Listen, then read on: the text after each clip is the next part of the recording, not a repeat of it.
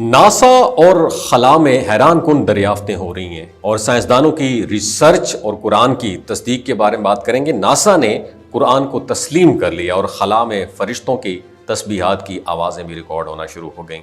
سائنسدانوں نے واقعہ معراج کی حقیقت مان لی، مگر یہ سب ہوا کیسے، جانتے اس ویڈیو میں، ہمارے ساتھ جڑے رہیے گا۔ دنیا بھر کے سائنسدان جب بھی خلا کے سربستہ رازوں کو کھولنے کی کوشش کرتے ہیں تو انہیں بار بار ایسے حقائق کا سامنا ہوتا ہے جو قرآن مجید میں صدیوں پہلے بیان کیے جا چکے ہیں۔ امریکی خلائی ادارہ ناسا کے سائنٹسٹ نے جب اپنی جدید ترین ریسرچ میں ایسے انکشافات کیے ہیں جنہوں نے انہیں حیرت میں ڈال دیا ہے۔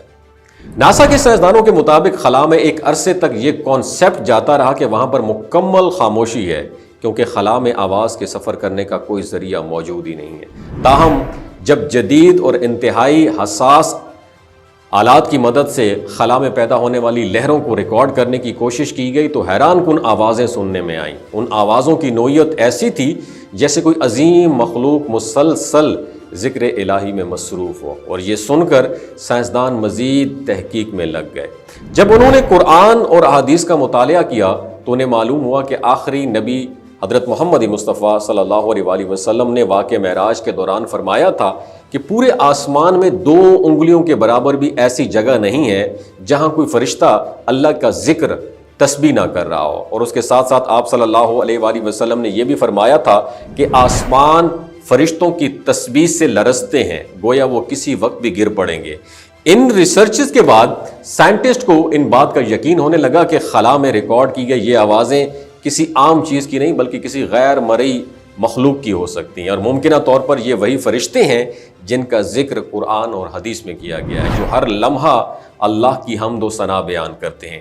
یہاں ایک اور حیرت انگیز سائنسی دریافت بھی قابل ذکر ہے، اور ناسا نے جب خلا میں موجود cosmic microwave background کی لہروں کا اسٹڈی کیا تو انہیں معلوم ہوا کہ پوری کائنات ایک مخصوص فریکوینسی پر گونج رہی ہے، اور یہ وہی بات ہے جو قرآن میں صدیوں پہلے بیان کی گئی تھی کہ کائنات اللہ کی تسبیح کر رہی ہے۔ ان میں بہت سے افراد نے مذہب اور قرآن پر تحقیق کا آغاز کیا، اور وہ حیرت زدہ ہو گئے کہ وہ سائنسی تحقیقیں جنہیں جدید آلات اب ڈسکور کر رہے ہیں وہ قرآن میں پہلے ہی واضح طور پر بیان ہو چکی ہیں، اور یہ دریافت ایک بار پھر ثابت کرتی ہے کہ کائنات میں جتنی بھی انفارمیشن ہمیں مل رہی ہیں وہ در حقیقت اسی علم کا حصہ ہے جو اللہ تعالیٰ نے اپنے بندوں پر نازل کیا، یعنی قرآن۔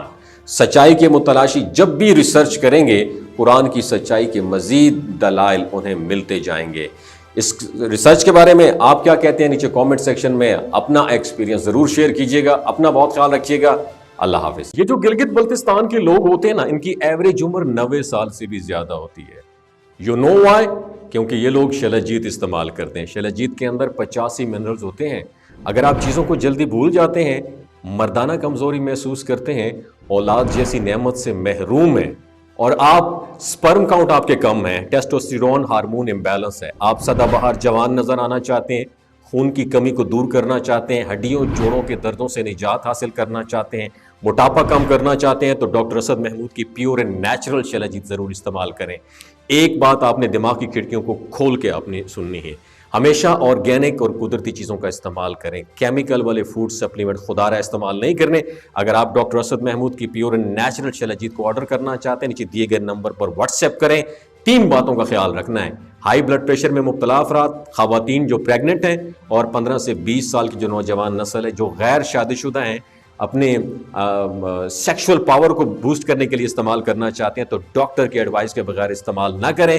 باقی سارے لوگ بے دھڑک گرمی اور سردیوں میں استعمال کر سکتے ہیں۔ اپنا بہت خیال رکھیے گا۔ اللہ حافظ۔